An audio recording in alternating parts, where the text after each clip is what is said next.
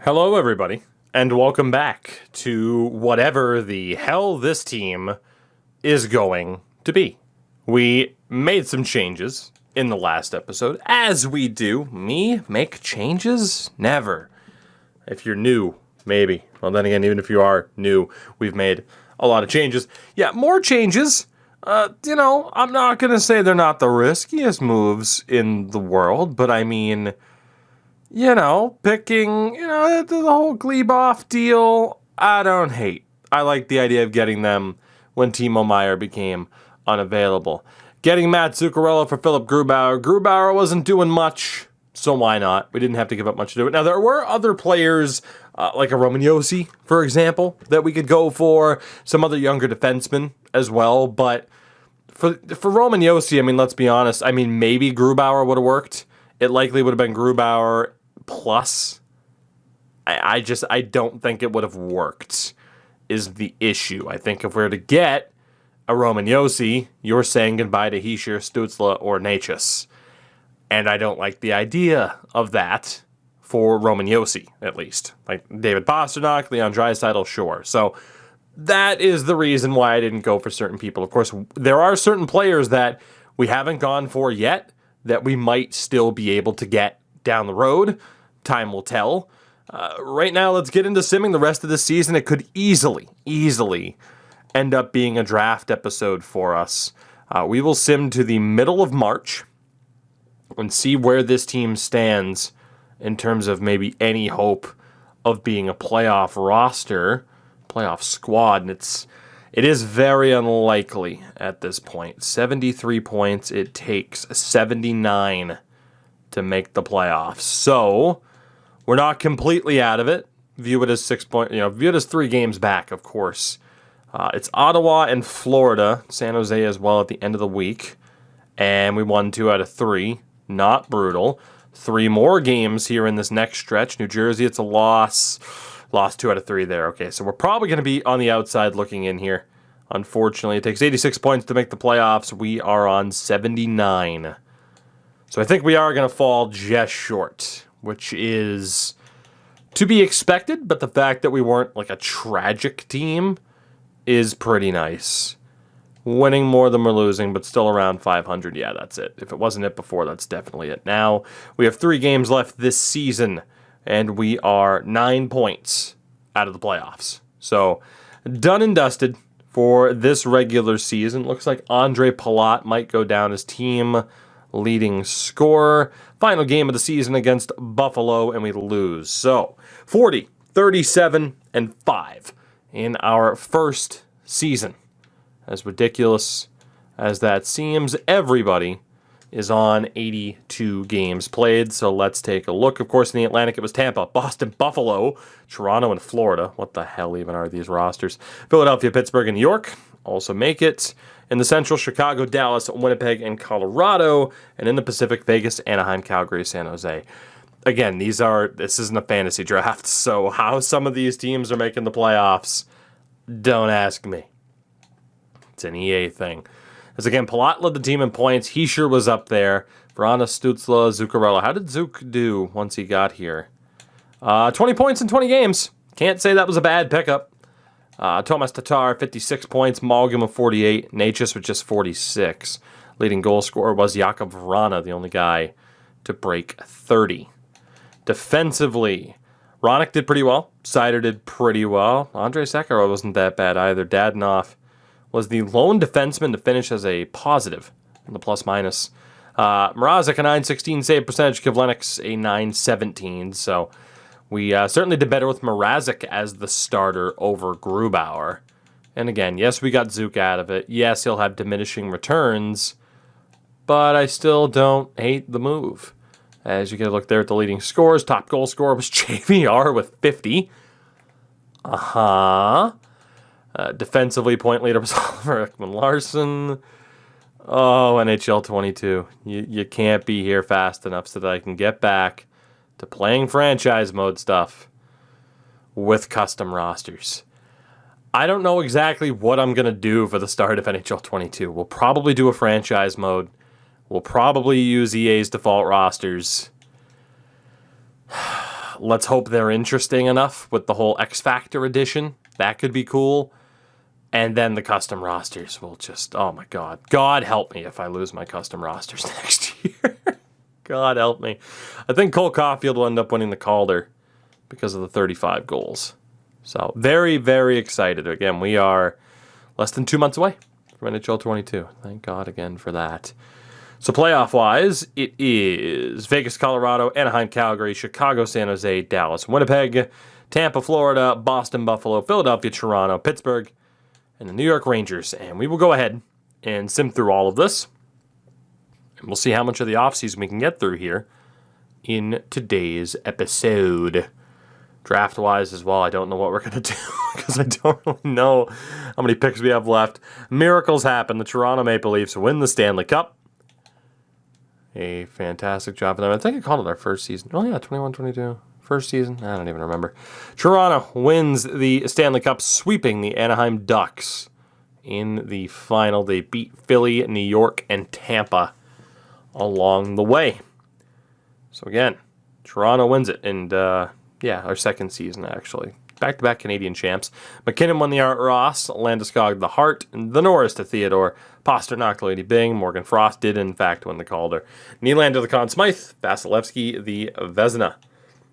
Anything else interesting? Couturier wins the Selke, Ted Lindsay the Landeskog, and the Rocket Richard the JVR. Excuse me. Corey Perry picking up the Sullenberger for most points, was league MVP. Kaliev was the top rookie, Merkley the top defenseman, Vanacek the top goaltender, go figure, and Philip Gustafsson, the MVP of the playoffs. So with that, lottery's next. I don't think we have a dog in the fight, do we? We have the 10th pick. 10th pick overall. And now you can see why I was trying to trade them. Who's in this draft? There is a power forward out of Belarus named Semyonov. Stanislav Semyonov. Not that bad. Otherwise, it's Michael Bondra, Kirill Bobkov, Dane Coburn, Maxim Svitov, the Austrian Owen Sullivan, Andronov, Shing, and that's it for the first round. So trading up could be a very good idea to draft Stanislav Semyonov. Could be. I don't know if we have the assets to pull it off. Retired players, Marlowe, Zetterberg, Corey Perry, among the big names. UC Okinen became a coach, and let's just get ourselves to the draft here. So, none of the top three want to trade their pick. So, no Semyonov for us. The top team that would be willing to trade is Edmonton. So there's no chance in hell of us getting Semyonov. Just the value would be way too much. But looking at the team, we do have our 10th and then 3rd, so we have a couple of picks there. And we still have our first next year as well. So goalie-wise, we don't have anybody with incredible value. That's not surprising. Defensively, it's Dodonov, Hronik, Sider. And then forward-wise, obviously, we have our big three. Dennis Malgin has to be traded right now. His value is through the roof. Zuccarello is apparently down 2 overall points as well. And obviously Andre Palat, his deal is up. We'll likely look to keep him. But I think Malgin and Zook, like they were good to try to push this team towards the playoffs. And once you're in the playoffs, anything can happen. We need to take advantage of that trade value, no matter what that entails. So in terms of players that are out there that might have value for us that teams are looking to move. That's the most important thing. J.J. Peterka, again, completely jobbed by this game. I don't believe there's anyone there, again, aside from Svozil. Kennins is a medium top 4. You could say he's worth it. He's Russian. Damn it. I was hoping. I was going to say you could say he's worth it, perhaps.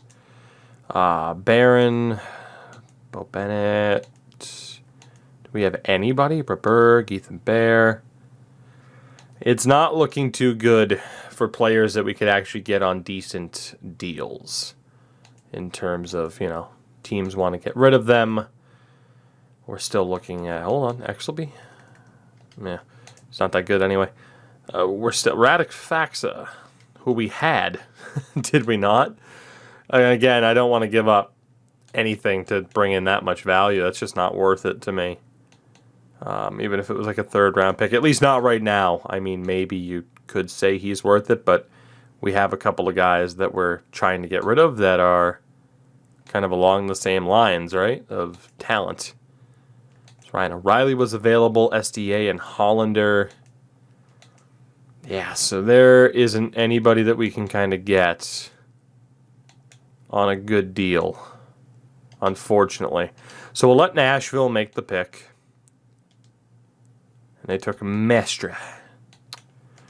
We will look around elsewhere. The idea of defensemen and who we could get that's half decent now.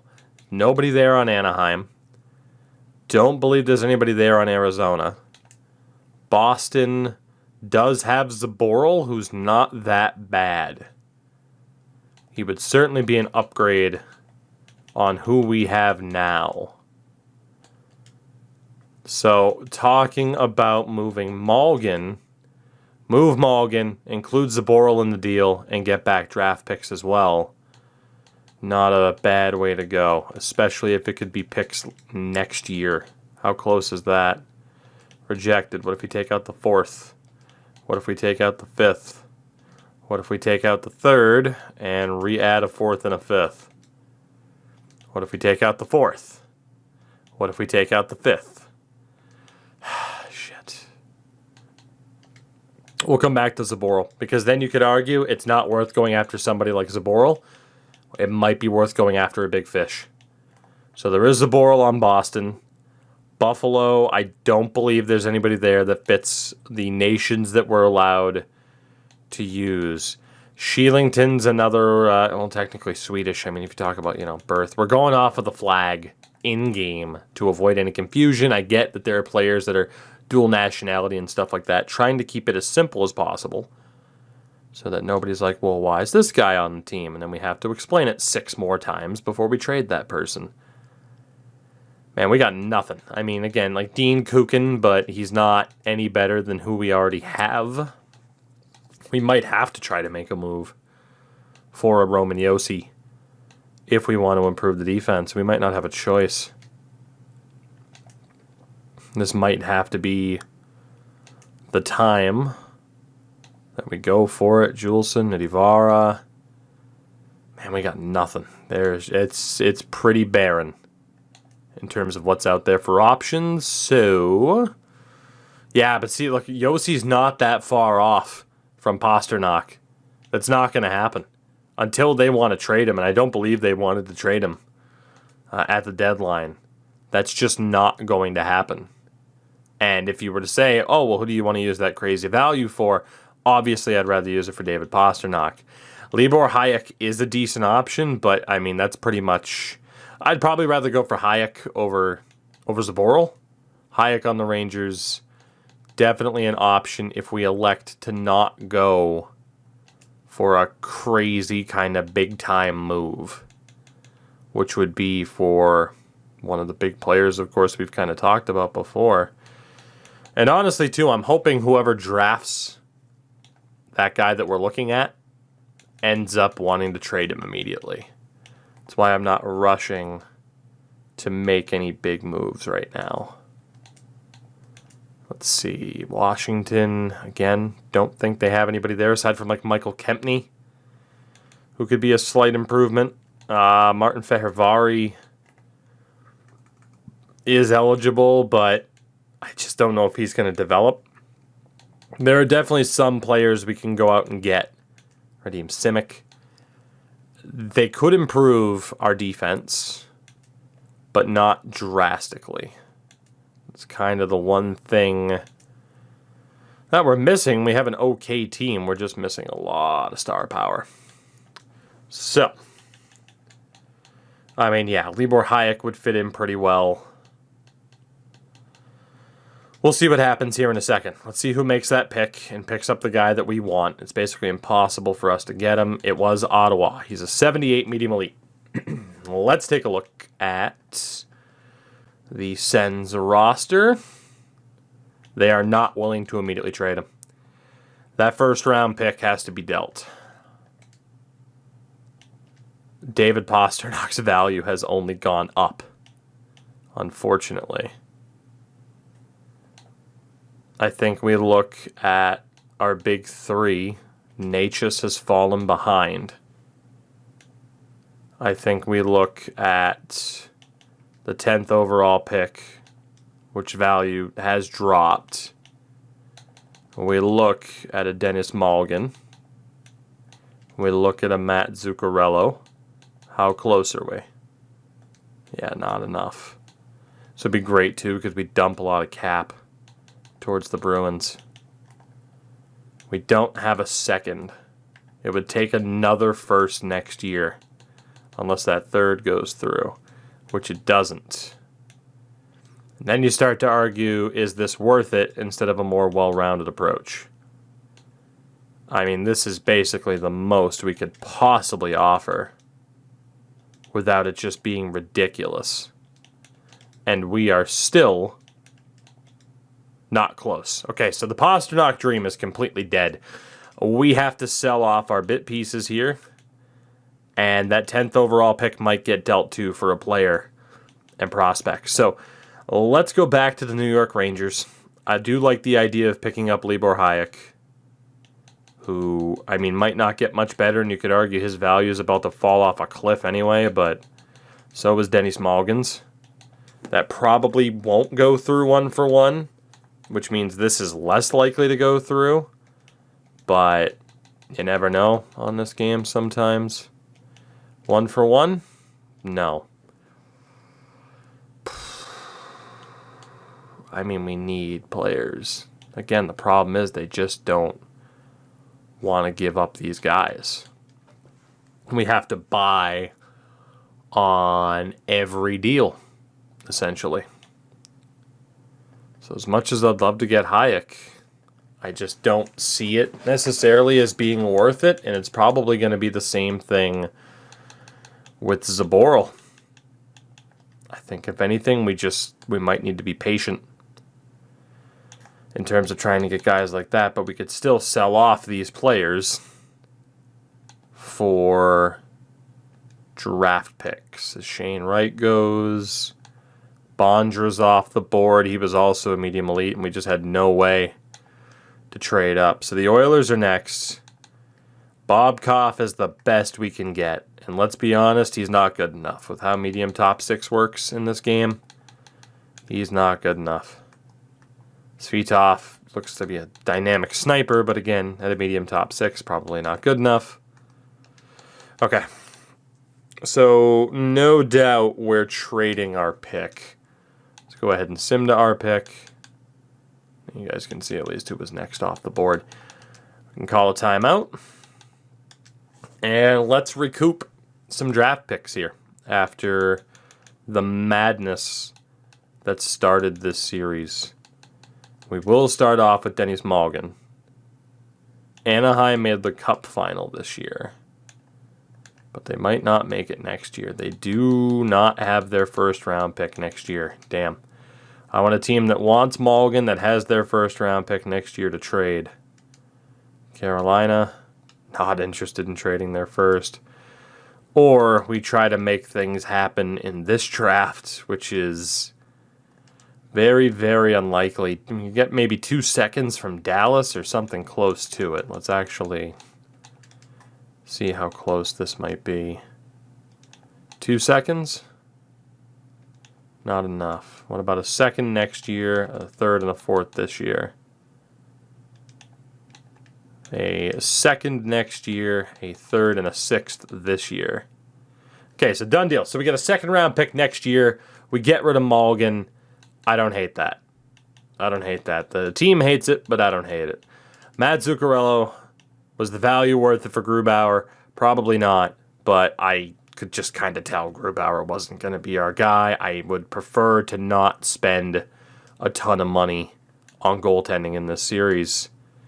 So we will look for the same thing here. There's no way this goes through, obviously, but I am looking specifically at their responses just to see how close it could be. That second should be possible. So second, fourth, fifth, sixth. How close are we now? Take out the fifth. Take out the sixth. So Mad Zuccarello goes to Pittsburgh for a second and a fourth. As again, we continue to get some value back. And it's Gleboff and Riley that can stay. From the looks of it, it'll be 1, 2, 3, 4, 5, 6 next year as our top 6. And then the bottom 6 can kind of be filled out with whoever else. That 10th overall pick, I don't know what to do with, because there's no way that medium top 6 player is worth it. I would love to try and use this pick to go out and get one of our top players that we're looking to hunt down. But the value likely isn't there. We could go for a forward and then maybe move on from a Tomas Tatar. But it's pretty unlikely that we're going to find who we're looking for here. Even like half decent options that could really be worth that pick that we probably couldn't get otherwise. I mean, yeah, Yanni Gourde's Canadian. I often don't think of him as Canadian. Man, Sammy Blais took off, huh? Jesus. Klim Kostin's Russian. Timo Meyer. Now might be the time to get a Timo Meyer. I mean, it's not as if he's... I mean, he's still the same overall, though. But, yeah, I think Timo Meyer on San Jose right now is the favorite. He is the same overall as Tatar, so maybe Tatar could be on the third line. Is there anybody better than Timo Meyer? Voracek is an option. He's 32. We'd get more time out of Meyer. Andre Kasha just took off for Ottawa, too. That sucks. I think Timo has to be the guy over Voracek just because of Voracek's age. We have to be ageist. Bushnevich is Russian. Kravtsov is Russian. Wallstrom, Pajot, Timashov. And Timashov took off too. I was hoping, I mean, not that Malgin didn't take off, but I was hoping we could have more than that. More of that. Kopitar's 34 at this stage. It's really not worth trying to get him back. We could look to reacquire Filip Chytil. And I think Filip Chytil's a better shout than Timo Meyer. So right now, the favorite is reacquiring Filip Chytil from New Jersey. Unless there is a better shout. And I don't think there is. I mean, maybe like a combination of like Kevin Fiala plus on Minnesota. Suglobov is Russian. If I had to guess, we're going right back to New Jersey. Ted Talixon's American. I think we have our guy. Because this draft pick is not worth it at all. We can see where medium top 6 value is versus the value of the draft pick. It's just a losing proposition. I do wish the draft, having played Madden 22, while it's a broken mess. And again, you can catch Madden stuff on the second channel, TWOGIE24. That's Toogie24. That's where all my Madden content, FIFA content, all that stuff is going to be, in case you haven't heard. I kind of wish value worked a little bit more like that, because in this game, it's a little bit too formulaic. It's like too predictable. So Filip Chytil's the guy. And this should get the deal done. It's very much worth it to New Jersey. Take out a 5th. Take out a 5th. Take out the 6th. So it should be Filip Chytil and a 4th, maybe a 5th for the 10th overall pick. It is a 4th, so we reacquire, if I'm not mistaken, Filip Chytil, which could change things up. I mean, that's a solid core, and again, if like Tomas Tatar is on the third line, that's not bad. I like how we pulled this off. You could argue move on from Gleboff and Riley and still try to get a Timo Meyer. But actually, man, if we need another defenseman. We need another defenseman. And it makes me think of Hayek. because Yossi's out of reach. But if we get Libor Hayek, we have a solid top 4. Instead of hoping for best luck. Instead of getting Timo Meyer, which would be nice, but still, who the hell is going to play defense for this team? So I think we leverage the future a little bit in these prospects where, I mean, we can't really guarantee they're going to be anything. Give up Riley to try and get Hayek. I'm sure the value is not even there right now.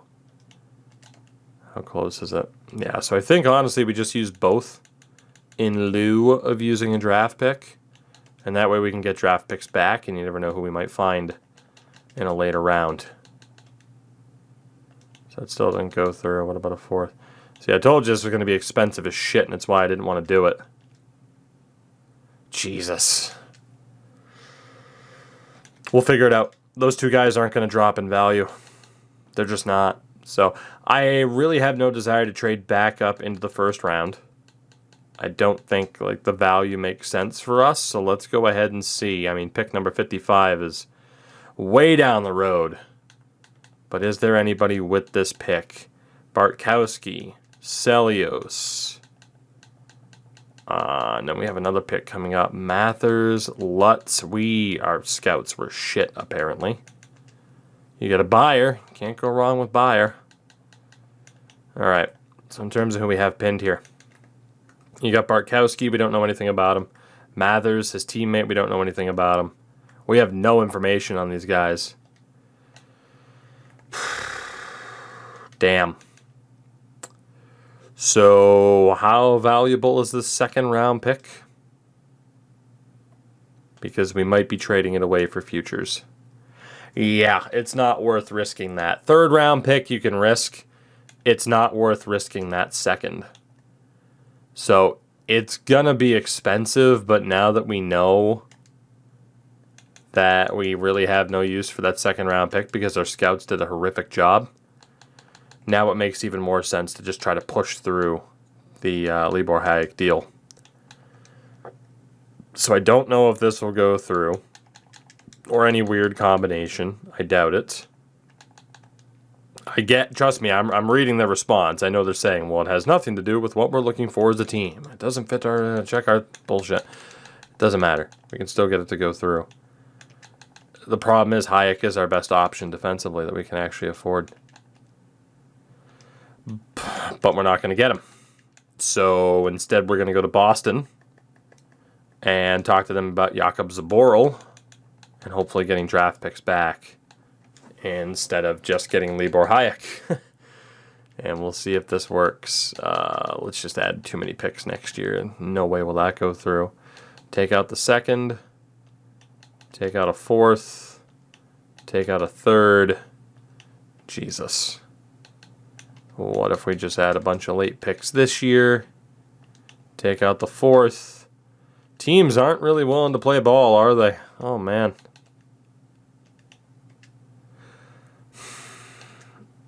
It won't even go through straight up. Okay. Let's call a timeout. And try something drastic. It's the only thing I can really think of. Also, hello? Hello? Yes, I thought so. I didn't see Hurdle. I thought that he might just maybe possibly be a UFA. Let's get with this. Tomas Hurdle's signing rights and some draft picks. Hopefully this goes through because we can offer Tomas basically whatever he wants. Holy shit, though, are these teams just not... Did they edit, like, trade difficulty and I was just unaware while I was taking my break from it because they ruined the game for me? Holy crap. Like, nothing goes through. Jesus. Well, I guess we're going to bank on him being a free agent. 1 for 1? This is outrageous. Jesus. Okay. I mean, in terms of arbitrary values, you still probably take that. So, if Hurdle's, we got to just make the pick. Like, I want to try to get Hurdle. I'd love to try and get, like, Timo Meyer, but how? Like, if we can't pull off that trade, how the hell could we even get close here? We're just going to have to make the pick and hope for the best, is the only thing that I can possibly think of here.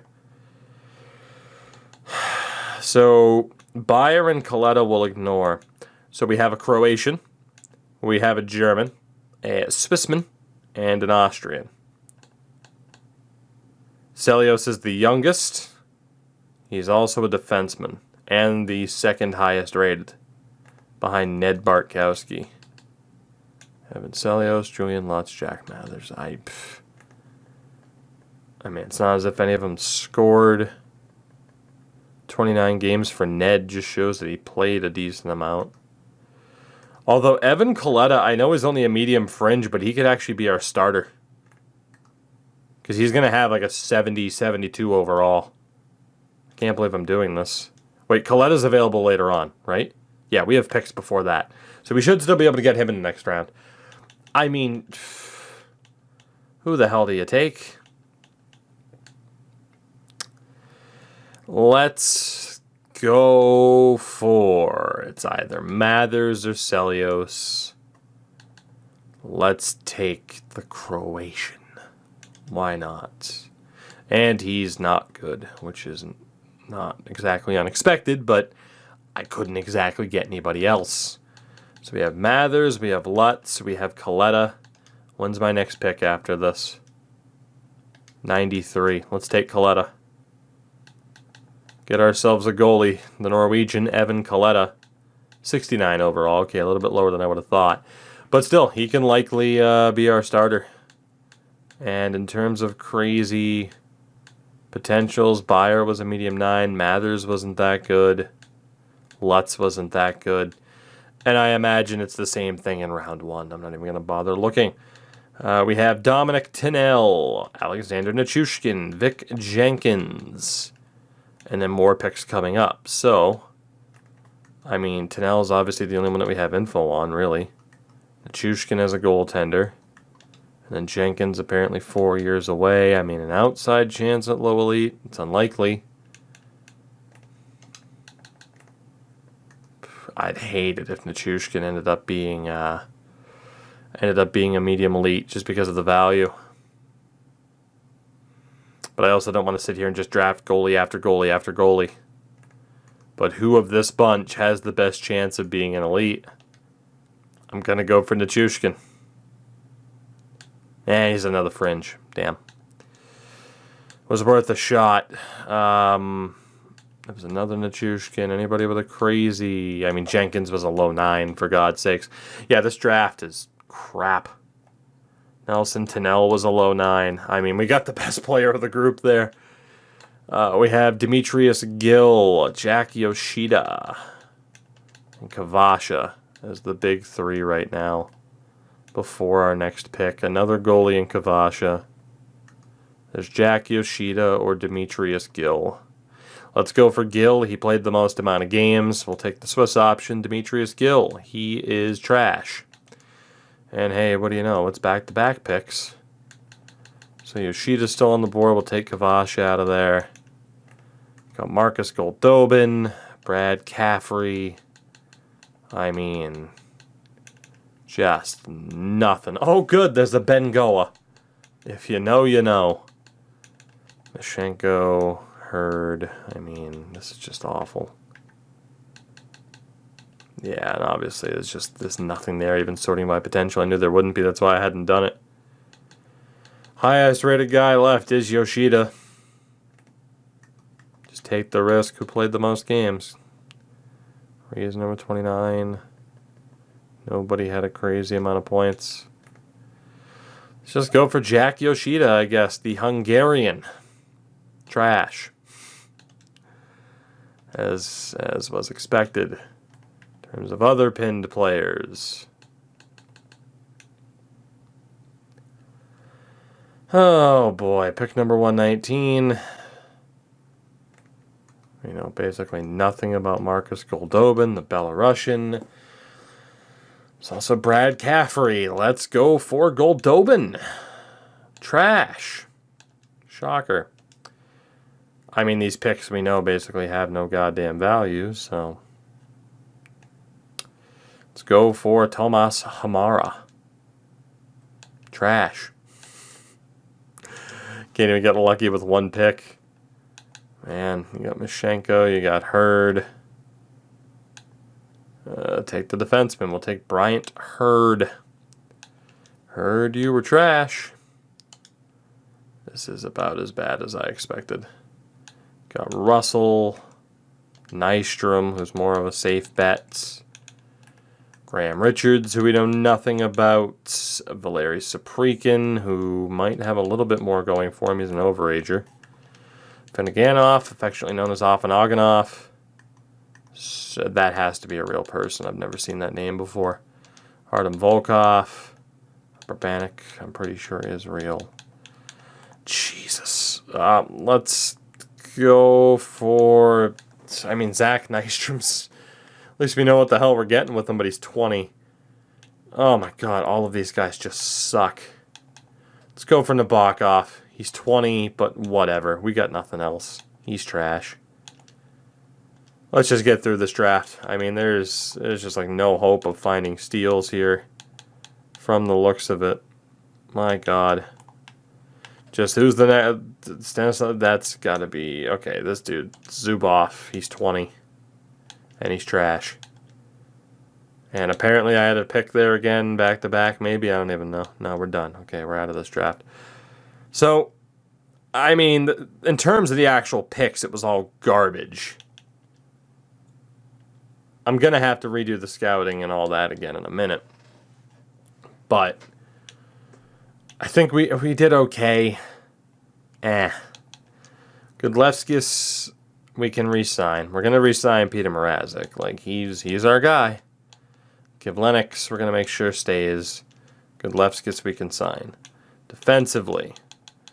Oh, Lord. All right, Lucas Spiza can stay. Mirko Mueller can stay. Andre Sekera can stay.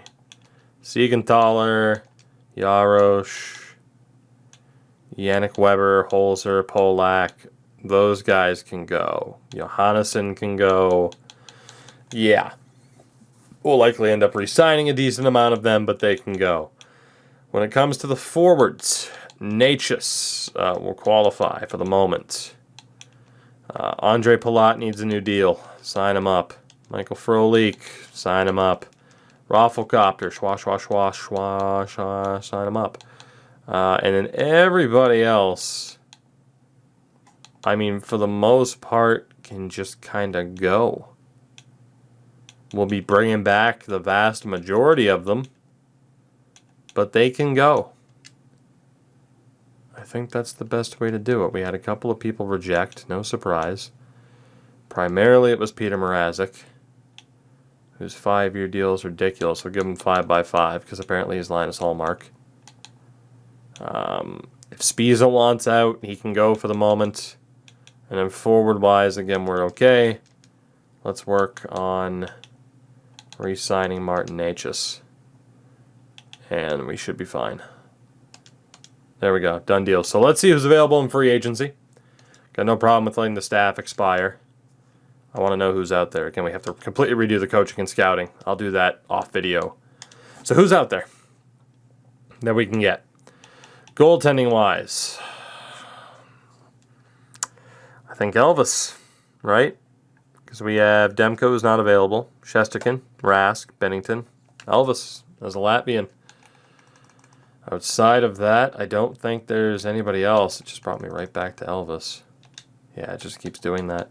But I mean, Korpisal is not available. Kemper's not available. Peterson, Smith, Aiden Hill. UC Saros is Finnish, of course. Subban. So then we'd be looking at like Francois. So, said I didn't want to spend a lot of money on goaltending, but it does make quite a bit of sense to bring Elvis Merzlikins onto the team. Even if we're paying $10 million between two goaltenders. Are there any prospects somehow, some way Tarasov, Russian. I was hoping that wasn't the actual Tarasov. Juha Markkanen's Finnish.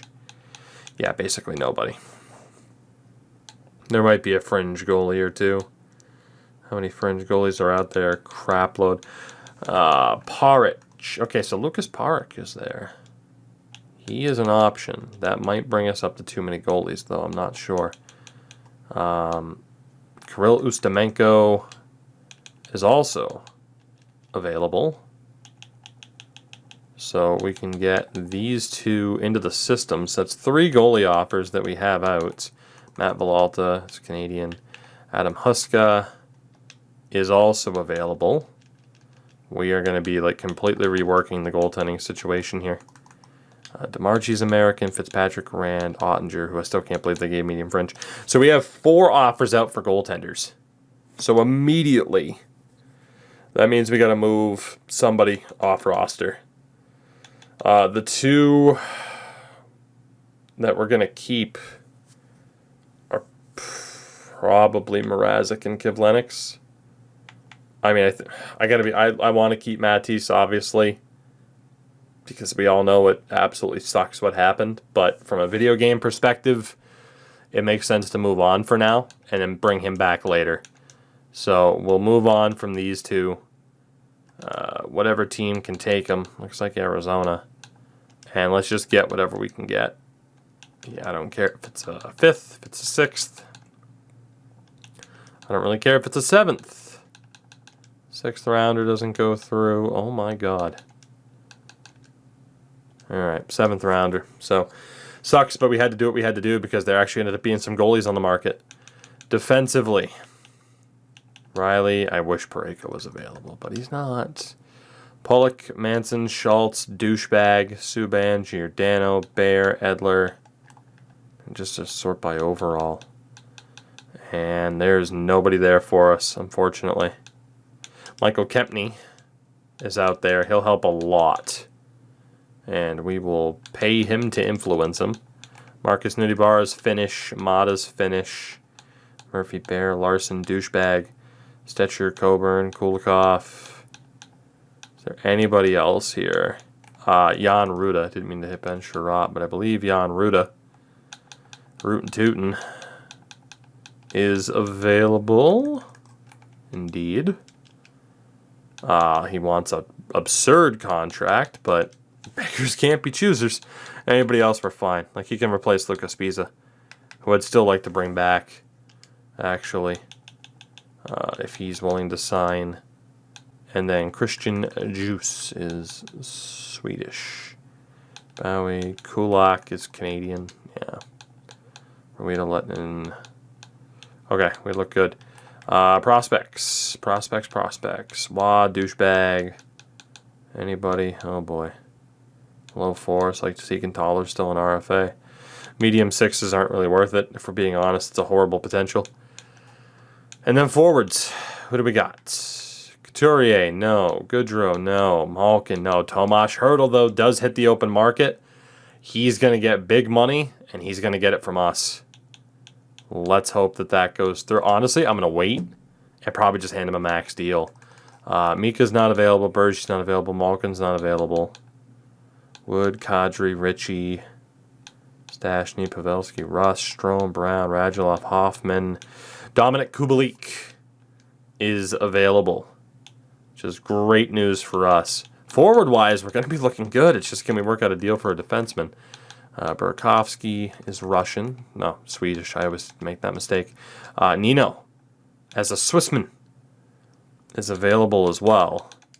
So we are stocking up on forwards right now. Jenner, Bertuzzi, Verhaeghe's Canadian. Getzlaff, Blackwell, Tierney. Shaw, Soderberg, Nemesnikov's not available. Janmark is not available. Bobby Ryan, Carter, Domi, Appleton, Rask. All right, I think from there, and then you get like the Michael Gradners of the world. Unless there's prospects, then we're going all in on Hertl. Svechnikov, Richie Waugh, Barry Boulay, Senishin, Rubtsov's not an option for us. Okay, so we have our guy then with Hertl. So in terms of approached, Nino I mean, I'm just trying to think about generally how much money we have. We have 28,475 million. Let's say it was 4 million for Nino, because I think it was. Let's say it was 5.5 for Kubalik. Kempny was 3.4. Ruda was about 2.5. And then Spiza's about 2. I might have... God damn it, I should have checked the forwards first. And then Kempny, I think we have enough money to offer Hurdle 10. I think. We may have completely screwed this up by offering certain other people contracts. Let's see what happens, even if it costs us some top-tier staff members. Because let's be honest, it's not really going to matter. Niederreiter signs. Kubalik. Merzlikins. Spiza. Ruda. Kempny. Huska. Ustamenko. Paric. The only guy we didn't hear from is Tomas Hertl, I believe. Indeed. He's the only one, and we have $12 million.